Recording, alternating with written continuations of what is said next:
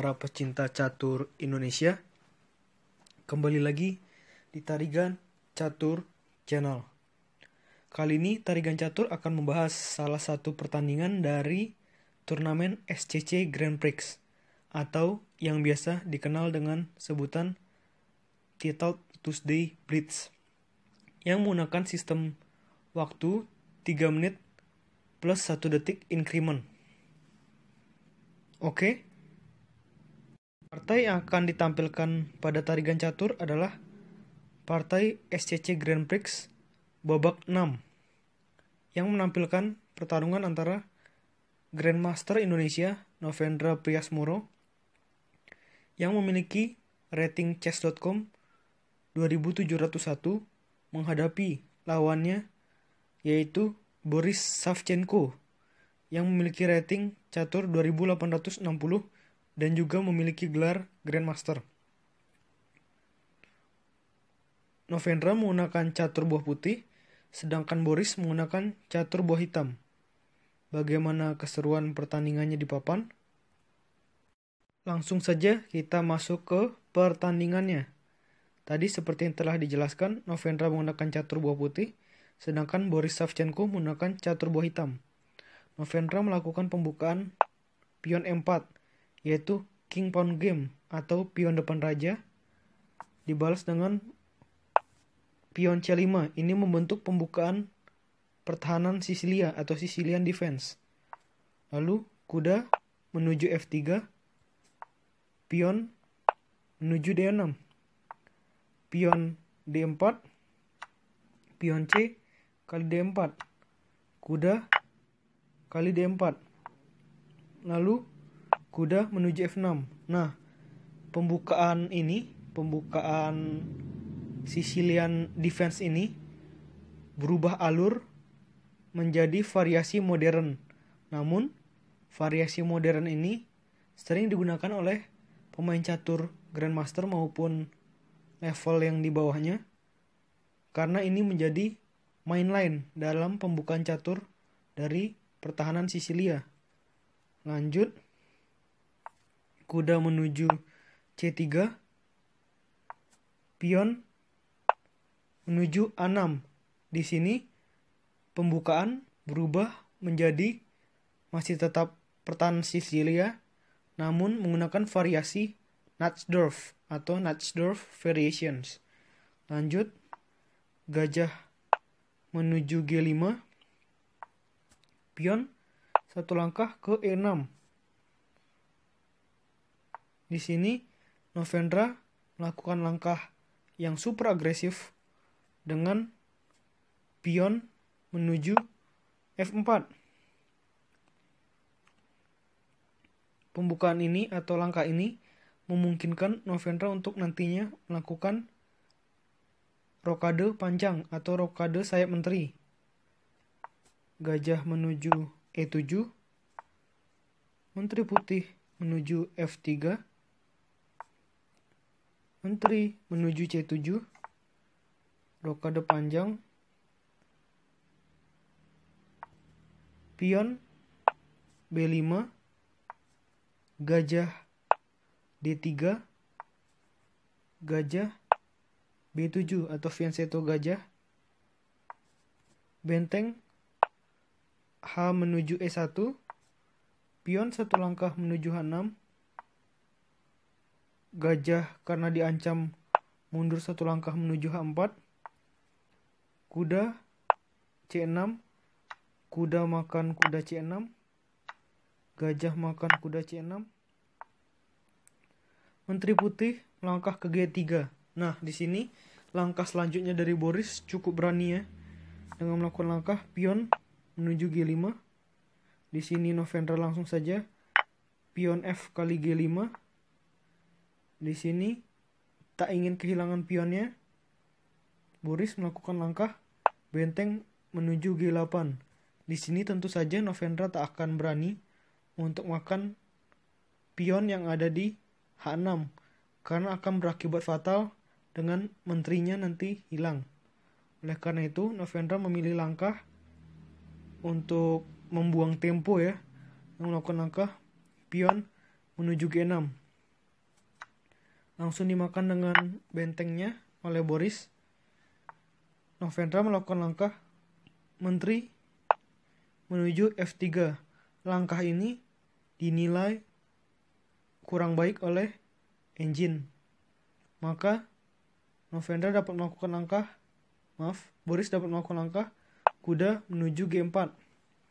Di sini membuka akses gajah hitam untuk menyerang gajah putih. Di sini Novendra melakukan langkah gajah makan gajah hitam yang ada di E7. Namun ini merupakan langkah yang juga dinilai kurang bagus. Mengapa? Di sini engine menawarkan langkah yang sangat kombinasi atau sangat luar biasa. Di sini engine menyarankan langkah kuda menuju D5. Langkah ini mau tak mau harus direspons oleh Boris. Karena di sini kuda langsung mengancam menteri hitam. Tentu saja seharusnya hitam tidak berani memakan kuda ini dengan pion. Kalau misalnya berani, di sini misalkan pion makan kuda, otomatis akan dilanjutkan dengan pion makan pion yang ada di D5. Di sini aksesnya banyak. Gajah mengancam benteng yang ada di G6, lalu gajah ini tak bisa bergerak karena sedang melindungi raja karena kena pin oleh benteng. Lalu di sini juga gajah putih dan benteng putih bersama-sama untuk menyerang gajah hitam di petak E7, maka ini akan menjadi serangan yang sangat berbahaya. Misalkan di sini hitam lebih memilih untuk menyelamatkan bentengnya dengan kembali. Lalu di sini Skakster, menteri hitam terpaksa makan benteng, gajah makan menteri, dan raja makan gajah. Jika sampai pada posisi demikian, tentu saja kemenangan tak akan tertahankan lagi untuk seorang Novendra. Namun di sini karena memang ini partai catur blitz 3 menit plus 1 detik pada setiap langkahnya, sehingga langkah-langkah pengorbanan seperti ini memang tidak terlihat walaupun dilakukan oleh Grandmaster tentu saja. Oke, kita kembali. Di sini Novendra memilih langkah gajah makan gajah hitam. Menteri hitam makan gajah putih. Raja pindah ke B1. Kuda menuju E5 mengancam menteri putih. Menteri putih mundur satu langkah menuju F2. Pion mengancam kuda putih dengan maju ke B4. Kuda menuju E2. Kuda makan gajah putih. Pion makan kuda. Pion satu langkah menuju E5. Kuda menuju G3. Pion satu langkah ke B3. Di sini tak diterima pengorbanan dari seorang Boris karena nantinya akan berbahaya untuk pertahanan Novendra. Jadi lebih memilih pion menuju A3. Gajah D7. Pion D4. Gajah E6. Pion D makan E5. Pion D makan E5. Kuda menuju F5. Direspon dengan gajah makan kuda. Pion makan gajah. Di sini ada tempo mengancam benteng. Benteng bergerak menuju C6. Menteri putih menuju G3. Di sini ada ancaman untuk skak benteng nantinya ya. Melihat ancaman tersebut, Boris memilih langkah raja menuju F8. Benteng kali pion yang ada di E5, benteng makan pion di E5, sekaligus dengan tempo mengancam menteri hitam. Di sini ada langkah yang cukup bagus dari Boris dengan benteng menuju D8. Jika di sini Novendra terburu-buru untuk memakan menterinya, menteri hitam, maka langsung dengan langkah benteng kali D1 atau benteng makan benteng di D1 skakmat. Oleh karena itu, langkah ini harus direspon oleh Novendra dengan benteng makan benteng yang ada di D8. Lalu menteri hitam makan benteng di D8. Menteri putih makan pion di B3. Di sini posisi dari Novendra sebenarnya cukup bagus ya. Kenapa?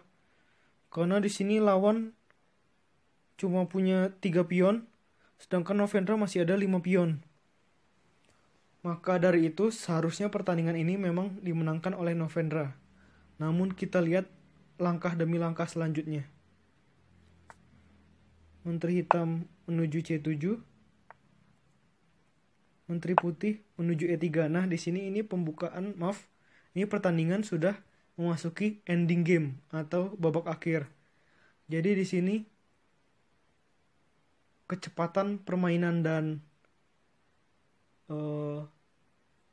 taktik kombinasi untuk berpindah-pindah tempat yang sangat bagus itu sangat diperlukan, apalagi lawan yang dihadapi Novendra ini tidaklah mudah dan memiliki rating 100 lebih daripadanya, sehingga variasi-variasi yang dikembangkan oleh Boris Savchenko harus diwaspadai betul oleh Novendra.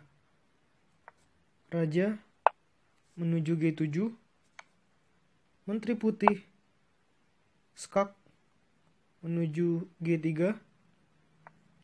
Raja berpindah menuju F6. Di sini berbahaya juga bagi Novendra karena benteng diancam 2 kali oleh menteri hitam dan raja hitam. Di sini Novendra tak punya pilihan lain dengan melakukan langkah benteng menuju E3. Otomatis Novendra berupaya untuk mengamankan menterinya.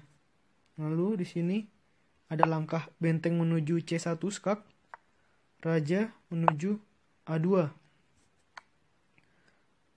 Menteri hitam menuju C4 skak. Di sini benteng menutup karena memang sudah tak ada lagi yang bisa dilakukan selain benteng menutup. Karena raja sudah tidak bisa bergerak. Lanjut, di sini ada langkah pion menuju A5. Langkah ini harus direspon. Karena misalkan Novendra melakukan langkah sembarang, misalkan kita coba dulu ke langkah selanjutnya ya. Langkah selanjutnya adalah skak. Kita kembali. Di sini, jika Novendra melakukan langkah sembarang, pion menuju H3 akan sangat berbahaya karena direspon oleh Boris dengan melakukan langkah pion menuju A4, dan di sini benteng putih akan hilang. Kembali. Oleh karena itu, di sini melakukan langkah menteri putih skak menuju D6. Raja berpindah ke G7. Pion satu langkah skak menuju F6. Raja berpindah ke G6. Di sini menteri putih skak, menteri hitam makan menteri putih, benteng makan menteri hitam. Benteng menuju C2. Benteng G3 skak. Raja makan pion. putih. Nah, di sini pion 4 melawan pion 3 dengan ada raja dan benteng. Di sini Novendra posisinya atau situasinya sebenarnya masih unggul. Namun kita lihat kecerdikan Boris untuk membuat partai ini menjadi kemenangan Boris. Raja B3, benteng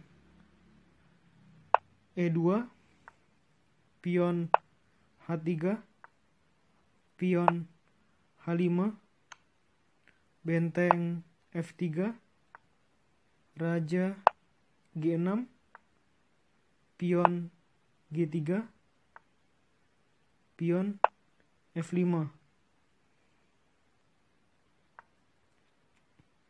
pion H4. Nah, di sini mengapa akhirnya Novendra kalah?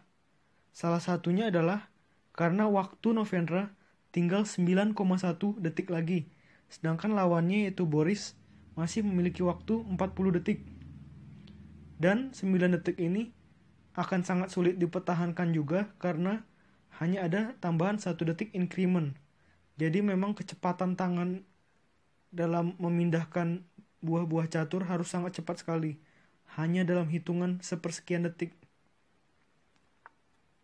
Benteng E4, benteng C3, benteng G4, benteng F3, pion F4, benteng makan pion di F4, benteng makan pion di G3, raja menuju C4. Di sini hitam mengajak pertukaran. Di sini disarankan oleh engine bahwa Novendra seharusnya memilih langkah benteng menuju D4. Sekalipun misalnya dimakan bentengnya dan raja makan benteng, di sini